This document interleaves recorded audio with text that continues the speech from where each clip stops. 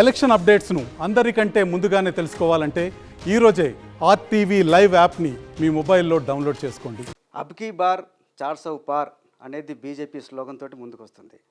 కానీ బీజేపీకి 400 సీట్లు ఇస్తే రాజ్యాంగాన్ని మార్చేస్తారు, రిజర్వేషన్లు రద్దు చేస్తారని చెప్పేసి చాలా చర్చ జరుగుతుంది, ఒక భయాందోళన వ్యక్తం అవుతున్నాయి.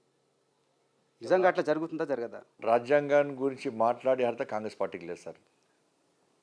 రాజ్యాంగానికి తూట్లు పొడిచిందే కాంగ్రెస్ పార్టీ. బాబాసాహెబ్ అంబేద్కర్ రాజ్యాంగానికి విరుద్ధంగా ఈ దేశంలో ఎమర్జెన్సీ విధించి ప్రజలను ఇబ్బంది పెట్టింది కాంగ్రెస్ పార్టీ. బాబాసాహెబ్ అంబేద్కర్ పార్లమెంట్లో, నెహ్రూ కాలంలో పార్లమెంట్లో దళితుల సమస్యలు ప్రశ్నిస్తే నెహ్రూ వ్యతిరేకిస్తే బయటకు వచ్చి రాజీనామా చేసి బయటకు వచ్చి ఎన్నికల్లో పోటీ చేస్తే అంబేద్కర్ గారిని ఓడగొట్టిన పార్టీ కాంగ్రెస్ పార్టీ. అంబేద్కర్ గారు స్వర్గస్థులైతే ఇవాళ ఢిల్లీలో స్మారక స్తూపం కట్టాల్సిందని చెప్పి పివి నరసింహారావు ఏ విధంగా అవమానపరిచిందో ఆ రోజు అంబేద్కర్ గారిని పార్టీ ఉదయాన్ని ముంబై తరలించింది పార్టీ కాంగ్రెస్ పార్టీ. ఇన్ని సంవత్సరాల చరిత్రలో కాంగ్రెస్ పార్టీ 54 సంవత్సరాలు దేశాన్ని పాలించింది. ఇలా భారతరత్న ఇవ్వాలని కాంగ్రెస్ పార్టీ ఇందిరాగాంధీకి ఇచ్చుకున్నారు, రాజీవ్ గాంధీకి ఇచ్చుకున్నారు. ఇలా భారతరత్న ఇచ్చే ప్రయత్నం చేయలే. కాబట్టి ఇలా మేము 33% మహిళలకు మీరు కాంగ్రెస్ మీద ఎన్ని ఆరోపణలు చేసి ఉండొచ్చు. ఇక్కడ సమస్య కాంగ్రెస్ చేసిన తప్పుల గురించి కాదు, మీరు రాజ్యాంగాన్ని మార్చబోతున్నారా లేదా అనేది నేను అడుగుతున్నా. అవుతుందా సార్?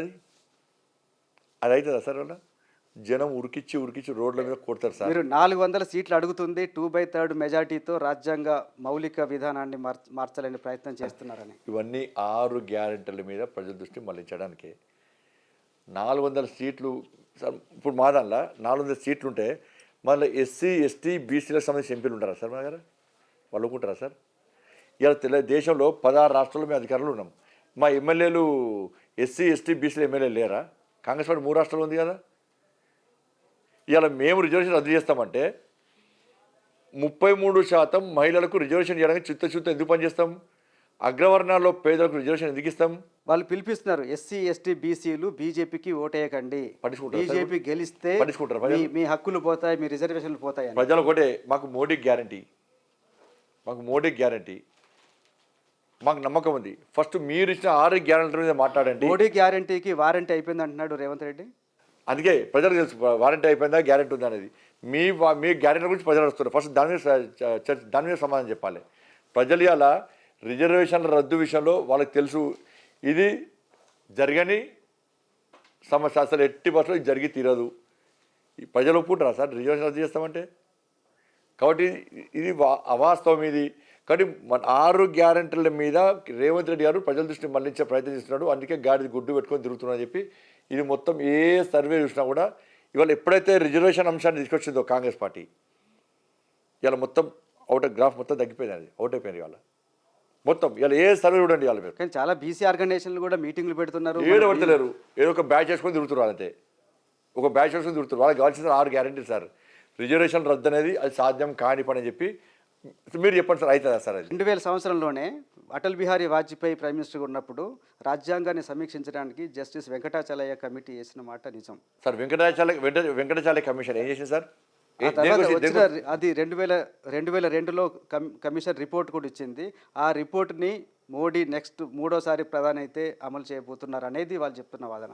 సార్ 2000 సంవత్సరం వాజ్పేయి గారు వేసారు. దేనికోసం వేసారు సార్?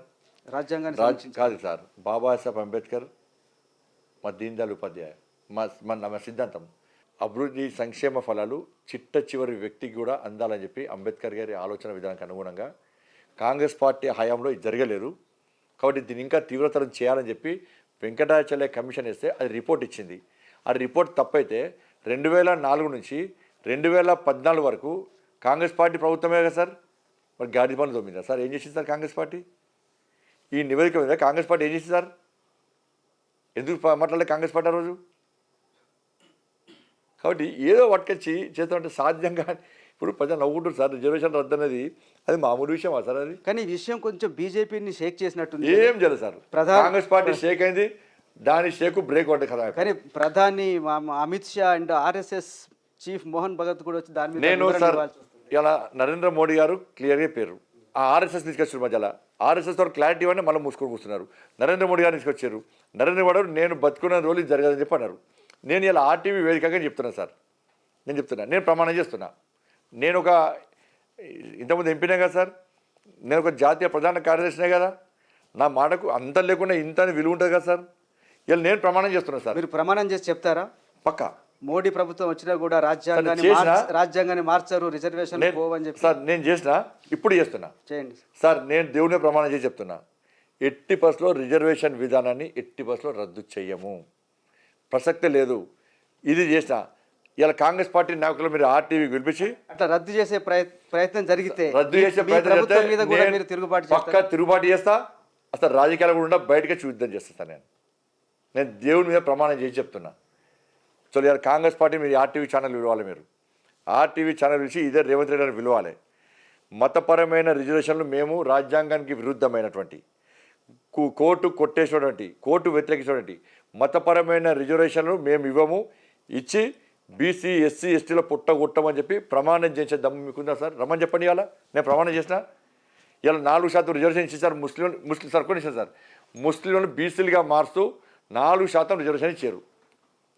ఇవాళ హైదరాబాద్లో అంతకుముందు జిహెచ్ఎంసీ ఎన్నికల్లో దాదాపు 25 మంది హిందువులైనటువంటి బీసీలు ఎంపీలు కార్పొరేటర్ గెలవాల్సిన స్థానాల్లో ఎంఎం పార్టీ గెలిచిండు.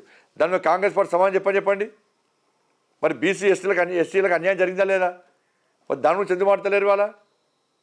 నేను ఇక్కడ కాదు సార్, బహిరంగ సభలో ప్రమాణం చేసిన నిన్న బహిరంగ సభలో ప్రమాణం చేసిన, ఇప్పుడు ఆర్టీవీ వేదికగా ప్రమాణం చేసిన. కాంగ్రెస్ పార్టీ విషయాలు ప్రమాణం ఇది వాస్తవం అనుకోని చెప్పండి సార్.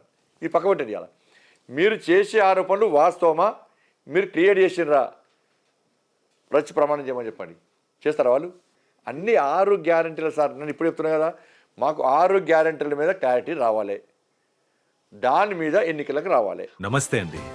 ఇది వ్యాపారం గురించి కాదు, ఓటు గురించి. ఎన్నికల్లో ఓటు వేయడం మన హక్కు మాత్రమే కాదు, కర్తవ్యం. ఎంతో మంది మహా నేతలు శ్రమించి ప్రాణత్యాగం చేసి ఈ అవకాశాన్ని మనకిప్పించారు. అందరూ ఓటు వేద్దాం. ఎందుకంటే ఓటు హక్కు ఊరికే రాదు. నా ఓటు ఎవరికో తెలుసా? అది సీక్రెట్ అండి.